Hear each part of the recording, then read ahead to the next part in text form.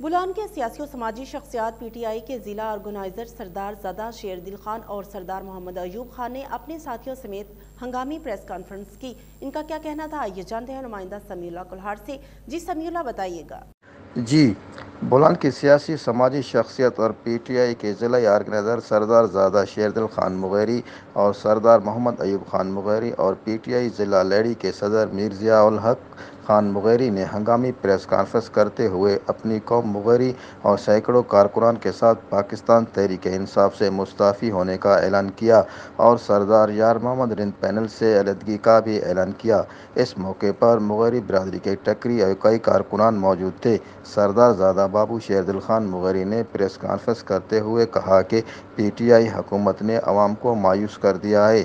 ہم نے P T I کے صوبائی صدر سردار یار محمد رند کی قیادت میں پی ٹی آئی میں شمولیت کی تھی اور سردار صاحب نے مسائل کے حل کی یقین دہانی کرائی تھی، مگر نہ مرکز نے ہماری سنی اور نہ ہی صوبے نے۔